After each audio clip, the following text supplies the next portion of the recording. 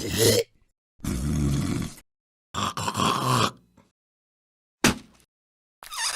welcome into another edition of Spitting Loogs with ESPN's Tom Luginbill. I'm Lance Taylor from The Next Round. Disrupt the media, like and subscribe. Always brought to you by our friends at MyBookie, where they're giving 110% back. Use that code NEXTROUND at checkout and get that bonus from mybookie.ag. Luginbill, you saw the Texas Longhorns last week. They destroyed Baylor. Baylor doesn't have much of an offense. Texas team's good. You think possibly the best team in college football? I do. If somebody said, hey, you have to put Texas somewhere and it can't be 3, 4, or 5, I'd say no problem. I'll put them at 1 or 2. And again, I'm saying that, I had seen Florida State the week before, all right? And I got tremendous respect for Florida State. But that team I saw Saturday, Florida State could not beat right now. Not with what they're doing on defense and not with their inability to run the football. My broadcast partner and I were in the car leaving to head back to DFW after the game. We started asking ourselves, what's their flaw? What is there anything glaring about Texas where if you're the opponent, you go, oh, if we can take advantage of that, we got these guys. There really isn't one. My closest thing to a flaw for them was probably problematic lapses of focus from Xavier Worthy, who will drop some passes that he shouldn't. And then, he muffed up a punt and fumbled a punt return. But that's it. I mean, they're loaded in the offensive and defensive line. They're 2 or 3 deep along the defensive front. The linebackers are animals. The secondary is good, but doesn't have to be great because the front pressures you so much that those guys just sit back there and they wait for an errant throw and they go make a play on the ball. And then offensively, they're really deep and they can run it. And Quinn Ewers, I think I was not pleased with what I saw from Texas in the Wyoming game, particularly in the first 2 drives of the game. And I had asked Sark about it in the interview, actually right before kick on live TV. I said, you guys have been able to finish games. You've come up with different ways of finishing games. But how important is it to get off to a fast start, which did not occur a week ago? And he admitted to us in our coaching meetings that they were off. Something wasn't right. Quinn was off.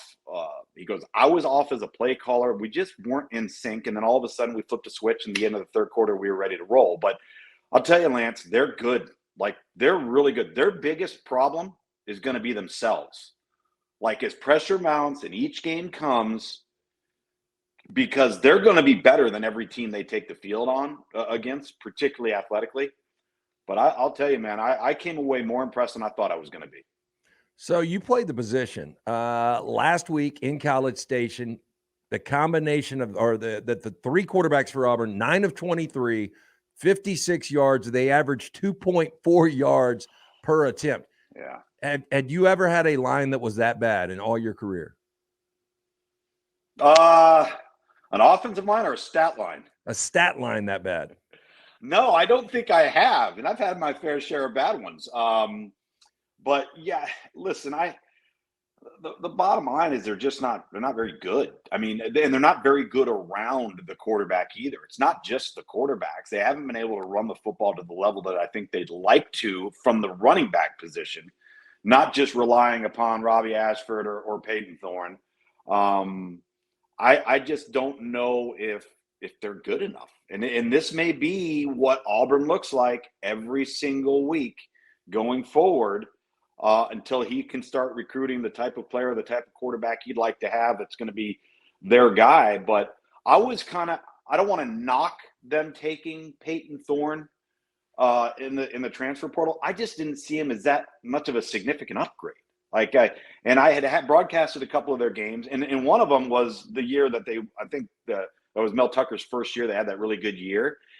And he was a quality, serviceable guy that made the right decisions and things of that nature. Now, that roster was a lot healthier at that time than this Auburn one is probably right now. Yeah, I mean, they had Kenneth Walker and Keon Coleman.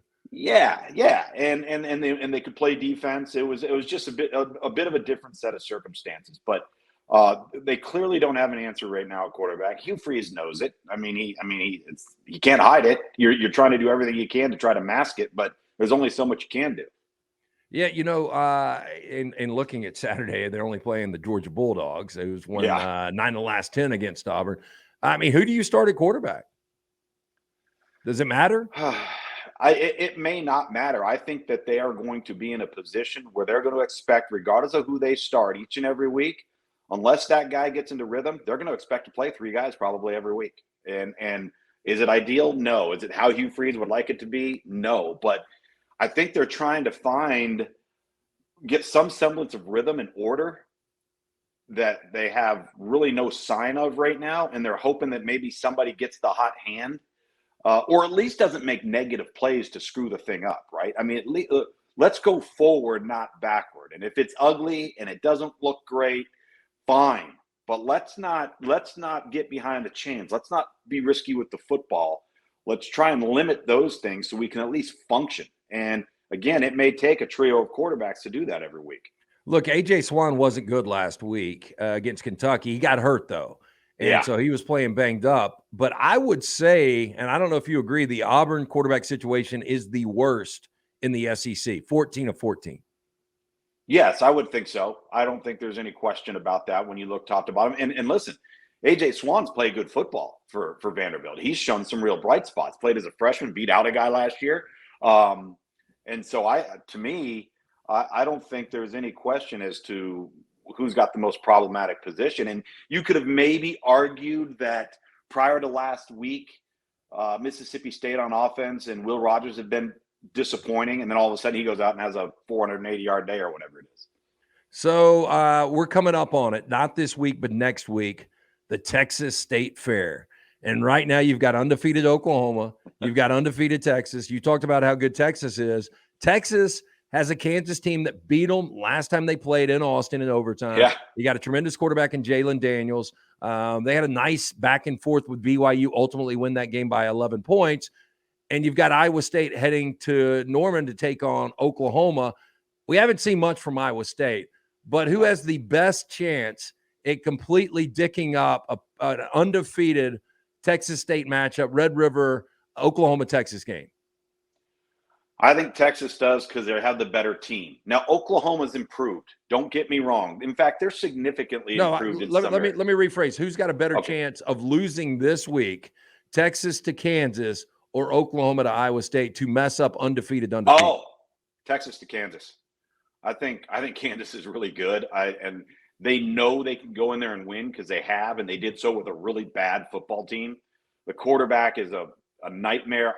If you haven't watched Kansas, I mean, you will come away incredibly impressed with their offensive coordinator, their play calling, their scheme. They are really innovative. They give you so much to prepare for.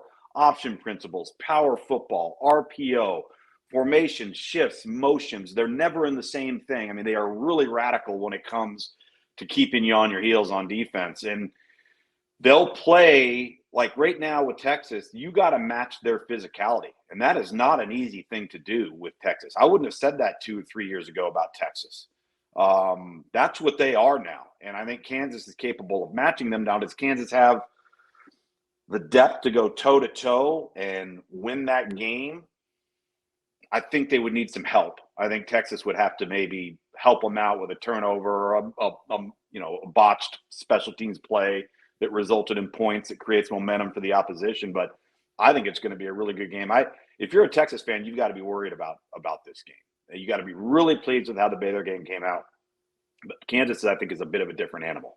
Is Jalen Milroe, is this the week? I mean, you saw Jaden Daniels slay the Mississippi State defense. Same thing with Spencer Rattler last week. Is this the week Jalen Milroe puts up big numbers and Alabama fans take a step back, take a breath, and say, okay, this guy's got potential? Yeah, and I would say this. I think that they should come off of the Ole Miss game feeling a heck of a lot better than any of them probably ever expected to when you consider how the South Florida game went. And just look at the shift in narratives between what people thought on Monday after South Florida about Alabama and what they think now. And Jalen Milroe deserves a lot of credit for that. He was really efficient. The shot he threw on the touchdown where he just got absolutely obliterated. He stood in there, hung in there. He knew he was going to take a shot right to the kitchen and drove the ball downfield. I was really impressed with his poise. Now, were they perfect? No. Are they still making stupid penalties? Yes. Are they having penalties that are negating touchdowns? Yes. I think it's 5 on the season now. They've had 5 touchdowns called back due to, I mean, That could be the difference between them being undefeated and sitting here with one loss. So I do think Jalen Milroe, as he continues to be entrenched, and they as a coaching staff continue to learn more about how he ticks, what he's comfortable with. They started doing a little bit more with him in the run game, which I think is really, really smart. I think they even need to do more of it. They're going to be – Alabama could be a problem. Like, that's not a team that you want to let gain confidence as the thick of the season goes down. Look, that offense, or excuse me, that defense, watching them in the second half against what is one of the so-called best play callers in football, only giving up 3 points to Ole Miss and Lane Kiffin. Let me ask you this. So we know the defense is good. But Lane Kiffin, look, he entertains me from a distance. I wouldn't want him as my head coach because of all the things that go along with it. I think it's kind of an immature look. And I'm a very immature guy saying that, Luke and Bill. But I don't run a program. And I'm not paid $9 million a year. And he right now is the 10th highest paid coach in college football, making $9 million a year. He's 9-23 in his career against top 25s. But this weekend he gets another shot. Where are you right now on Lane Kiffin? And how do you think it plays out Saturday in Oxford, where they're only a 2.5-point underdog to LSU? You know, I think the one thing that has happened to them, well, two things that has happened to them that they didn't expect. One, they can't run the football, and I don't think anybody saw that coming. Quinshon Judkins has essentially been a non-factor. When they have been successful running the football, it's been because of Jackson Dart. That's not what they want to be. That's number one. Number two, they are one of those teams that wants to run a play every 13 seconds. That is their DNA. That is their blood sample, okay? And when they're in that mode and they are dictating those terms to the defense, they're really, really good. When they're not, they look totally lost and out of sorts. They are not a come to the line of scrimmage, look at the sideline, get the call, clap, raise their leg, and then 8 seconds is left on the clock, they're going to snap the ball. That's not who they are. They are get a first down, or if we get a 15-yard gain, run to the line of scrimmage, we're going to call play right now. And they're going to call the next play and the next play and the next play. When they can't do that, they are not the same football team. And they've got injuries at wide receiver. Do they have the firepower if things are going their way offensively to match LSU? Yeah, I think they do. I really do. But LSU to me, and I know that was a hard-fought win against Arkansas. You can say what you want, but they found a way to win that game, and it didn't look good there for a while. LSU kind of looks to me like they're doing the same thing they did last year, right? They're kind of getting hot, and they're getting into the stretch, and now all of a sudden – they look like a different team than they looked week one against Florida State for 2 years in a row. So it might be a dangerous time to be playing LSU. Yeah, and look, I think this LSU team's really good. I mean, I can't get the second half of Florida State out of my mind because, you know, if that game was played this weekend, I think LSU wins the game based on the Florida State team I saw in the second half, the game you had against BC, and Florida State against Clemson. I'm with you. I'm totally with you on that. And, you know, and again, that's what week one is, right? We talk about all the time. Somebody's going to get drilled. Somebody's going to get upset. Somebody's going to look really, really bad. It's like 2014 Ohio State against Virginia Tech, right? It always happens. And it's the team that can respond and rebound and somehow come up with a way to right the ship. Like I look at Clemson right now. Clemson completely outplayed Florida State. It really was one play, Luke. I mean, the kick obviously is magnified, but the scoop and score was huge. That changed it because they're going in. They could not be stopped. Florida State couldn't stop them. And that would have made it 31-17. Instead, it's 24-24. Then you have the blunder on the sideline of the play call that they call on 3rd and 1. You have the 3rd and 19, and they can't substitute on defense, and they screw that up. They got to call a timeout. There were some things that happened on Clemson's sideline that I don't think the players can be blamed for. Now, you have the missed kick, and I get that. That kid also made a kick, too. But Florida State won the game. I get it. But Clemson has not been able to get it right. They haven't been able to get steering in the right direction where LSU has. It's Spittin' Loogs with ESPN's Tom Luganbill. I'm Lance Taylor. Like and subscribe. It is on Disrupt the Media. It is brought to you by Lance'sLock.com. Jump on board, up 15 units just last weekend. We're going to win for you. We win every single year. Lance'sLock.com. We've got daily packages, weekly, monthly, annual. Check us out. Free play every day at Lance'sLock.com. I think you're heading to Syracuse to the Dome. Yeah. Check out Clemson, 11 o'clock, early game. Couple of things on this. So that is the hometown of SEC Commissioner Greg Sankey. I've never been to Syracuse. I've never wanted to go to Syracuse. What's the atmosphere like in that dome? And overall, is it a good road trip? So it's full of a lot of broadcasting students. I'm sure you're aware that is preeminent. Help me out. Mike Tirico was a Syracuse guy. Mike Tirico, Dave Pash, Sean McDonough. Oh yeah. Pretty much anybody who's anybody in broadcasting has gone to one of these schools. Syracuse, number one, then Missouri, Northwestern, and Arizona State. Those are kind of the four broadcasting schools to be like anchors and play-by-play journalists, that type of stuff. And so it's generally you don't love going to Syracuse. If you're going to do it, you want to do it like fall or pre-fall, like right now. Not a place you want to be in November and beyond. It's interesting because you've got the JMA Dome or the Carrier Dome, which is so ironic. It was called the Carrier Dome for all those years and didn't have air conditioning. Isn't that an air conditioning company? Yeah, the thing as a kid watching those games, back to Paul Pasqualoni and Donovan McNabb and Marvin Harrison, they're really good Syracuse teams. But I remember watching those games. I thought it was so cool that college football was played in a dome week in and week out. And I noticed that people were drinking cold beer. Like, I think it was the first venue of any that ever sold cold beer like 15, 20 years ago. Yeah, that wouldn't surprise me. I don't know how much more there is to do. But here's the thing that's interesting about that dome. It looks really big on TV. It's one of the smaller domes you will see, and it's got a low ceiling. So, and the reason why it's so loud is they are right on top of you. I mean, the fans are really close to the field. The stadium doesn't go up and out. It kind of just goes up, and then the ceiling hits it. So it's all of that noise is just trapped in there. And listen, I know the record. I think Clemson's beat Syracuse 9-1 or something like that. But every single game they seem to play, Syracuse is a thorn in their side. And I don't know. Like, for me, what is Clemson going to do? Like, it's been a long time, Lance, since there's been like distinct criticism, failure, disappointment. Well, they're done. I know in the press conference, people, Dabo was like, we can still win the ACC. If I'm a Clemson fan, I mean, I hate to say this, I really don't care. It's national championships. You have spoiled me. I want national championships. I want to play at that caliber. Now we're 0-2 in the ACC, and in the month of September, it's over. And on the other side, by the way, Noah Ronde Gadsden, which is big, but that Syracuse defense is really good. Syracuse defense is really good, and surprisingly, with Noah Ronde Gadsden, they've also lost another wide receiver. Now, I was going over my board here. It's interesting. So they've got Damian Alford, who's replaced Ronde Gadsden. He's kind of the next 6'6" guy. Syracuse always has one of those.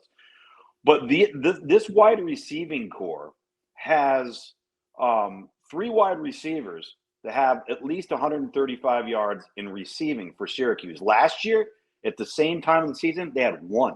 So even though they have no Gadsden, they've got a much better depth. The defense can play lights out. Rocky Long's come in there, done a great job. And then Garrett Schrader, I mean, they're 4-0. They've played a very poor schedule, but they've played well. Like, they've played a poor schedule, but they've played good. Like, they've gone out and played good. So not knowing what Clemson's going to do, what the mindset is of their kids, it could be a heck of a game at noon on ABC. I hope so.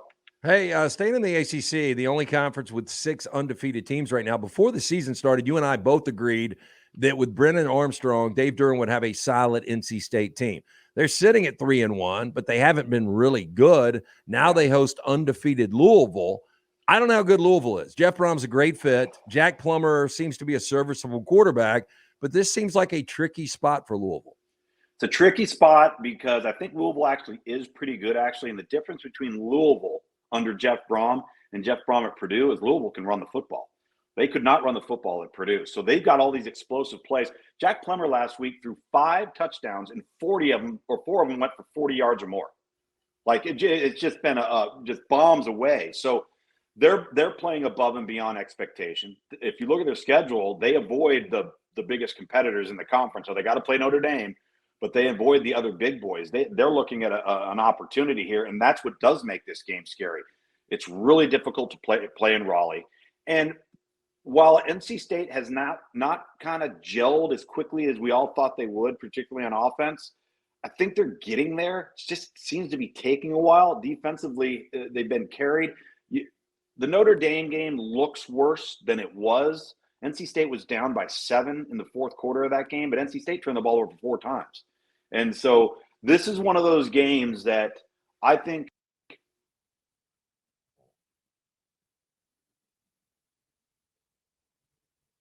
NC State needs this win. And if they get this win, that could catapult them forward, because in order to do it, they are going to have to play well on offense, which would mean maybe they're finally coming together.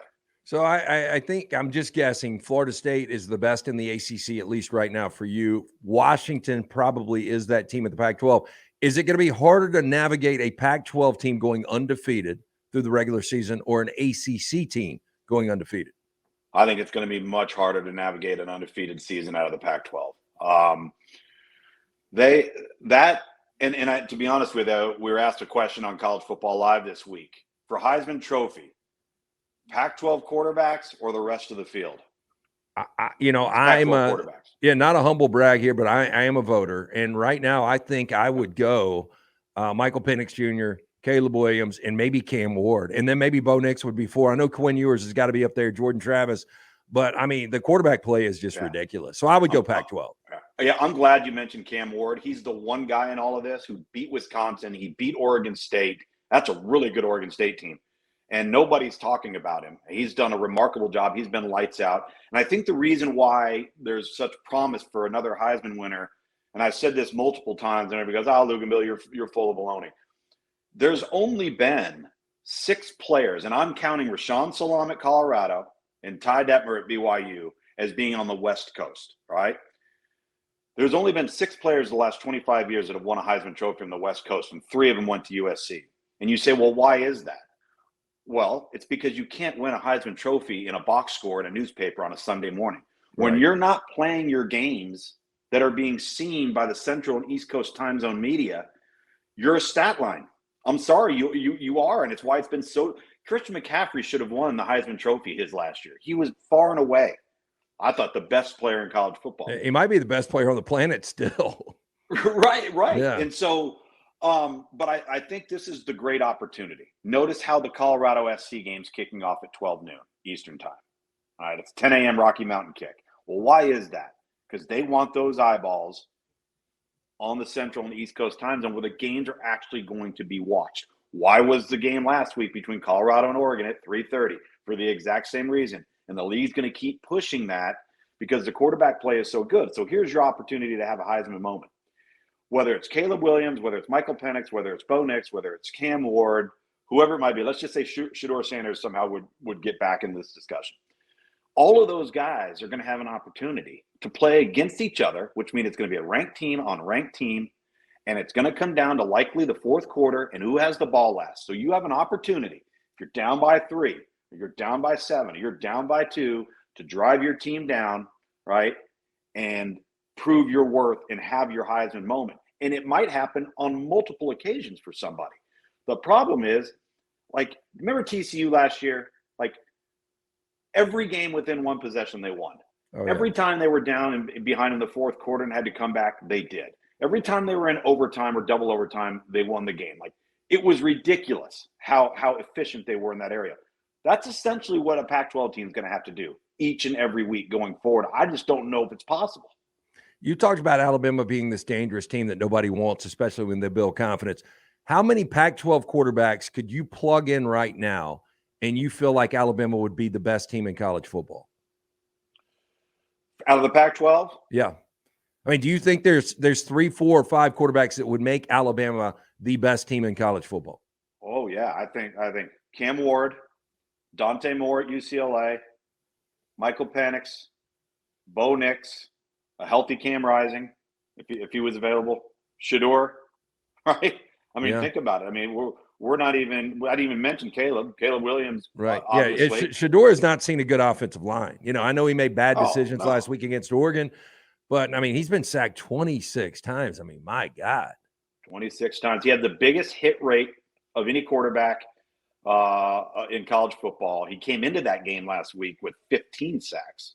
By the way, that's eight quarterbacks that you named out of the Pac-12 can make Alabama the best team. And that's what's crazy is like, and I love this. I don't know where you are on it. The NIL might be getting out of hand. I know the transfer portal is too much, but we have so much parity in college football. And for such a long amount of time, it was Alabama, it was Georgia, it was Clemson, it was Ohio State, and then everybody else. And you kind of knew what was going to happen in January. I got no idea. I can't tell you. Like, if gun to head, you've got to give me one team that's in the college football playoff. I would go with Georgia based on schedule, but I don't feel great about it. No, listen, I wouldn't either. We were asked today to put together our top 5 teams in America based off the month of September. Not preseason ranks, not polls, none of that stuff. I had Texas number 1, Washington number 2, Oregon number 3, Georgia at 4, and Ohio State at 5. And I had Georgia in there largely out of respect because of how hard it is to do what they've done. And every single week, they're going to get everybody's best. I'm with you. I put them in my top 5 every week. We do this, and they dog me out. They're like, they haven't played like it. I'm like, I can't get it out of my head. I just know they've won 21 straight. They are the Seinfeld series finale. No matter what you put on air, it's not good enough. Yep. They're a victim of their own success and their own standard. And it's not going to be perfect all the time. Alabama's gone through this. Clemson's gone through this. Ohio State's gone through this. This is the byproduct of being the giant on the top of the hill. But I'll say this. If you said to me, okay, well, what would happen if Oregon plays Georgia? I don't know. What would happen if Texas played Georgia? I don't know. Right? And so because of their roster, I think you have to have them in there. There was a lot of debate going back and forth about Florida State. And I said, Florida State for 2 weeks in a row cannot run the football. They were very fortunate to win last week, barely beat a horrible Boston College team. And statistically on defense, they're not playing very good defense right now. The team that I think, now they got to prove it, and they haven't proven it against top-level people. The team that I think could be really, really good is Penn State. Penn State's the one team outside of the top 5 that I go, that's a top 5 team. You heard the Seinfeld analogy. Time to talk a little entertainment here on Spitting Loogs, brought to you by MyBookie. Make sure you put in that promo code next round, 110% back from our friends at mybookie.ag. I will tell you this, Killing Eve, I am on episode number 5. What do you think? I love it. I love how they jump around. Yeah, I mean, it's just because it's got She's ruthless. Oh, my God, I've never seen anything like that. Are you talking about a psychopath, sociopath?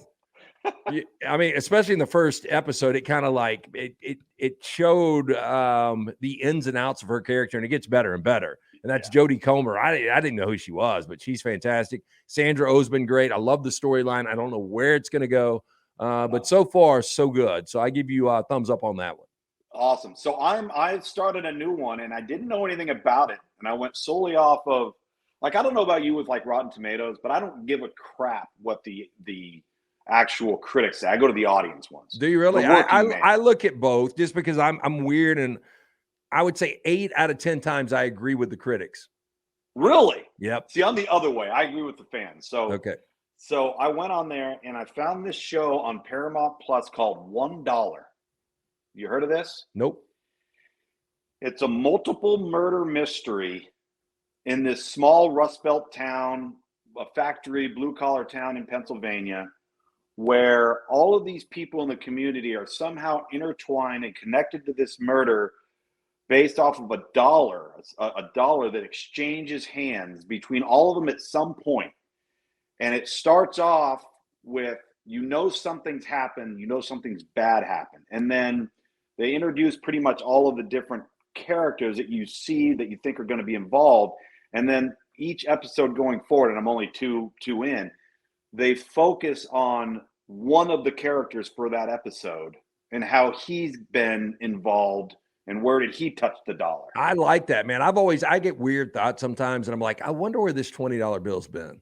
And you Yeah, think about the right. interesting concept of, whether it was a dude that was paid off to, paid a couple of $1,000s to put a bullet in somebody's head in West Virginia, or, I mean, it's no telling where the currency's been. So I love the storyline there. Yeah, it's a good concept. It's got some actors you'll recognize, some really good character actors. But yeah, we just started it last night. We got through a couple episodes. My wife kept looking, and I kept looking at each other, going, "This is really good." Okay. So that's a little sleeper one for you. Paramount Plus. So my boys love Bad Boys, the trilogy. With Martin Lawrence and Will Smith, and it was a lot of fun, and I've enjoyed watching them multiple times. But my next go-to for the boys is Bad Boys, the original, 1983. Sean I don't know. Penn? Yeah, Sean Penn, Ezzy Morales, Ali Sheedy, Clancy Brown, who played the Kurgan and Highlander. It is such a good, hard movie, independent film back then, where these two delinquents are sent to, I guess, a juvenile facility. Yeah. And basically, they battle it out, man. And it shows you why you want to stay on the straight and narrow and why you don't want to be locked up. But, I mean, Seriously. I haven't seen it in a while, but it is a fantastic one. And I'll throw that out there. If you've never seen the original Bad Boys, 1983 with Sean Penn, it's really good. By the way, it is really good. You mentioned something with Clancy Brown being the original Highlander. Now, they're remaking that, right? I did not know that. So the guy that's going to play Christopher Lambert's character. Yep. Are you talking about film? Oh, so they're doing a film on it. A film. It's got Henry Cavill's playing it.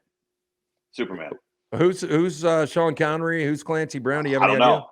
I don't know. That's one of those, I can get into a little sci-fi. Obviously, I can get in a little fantasy with Game of Thrones. Highlander, I saw it as a kid in 1986. I've got it on DVD.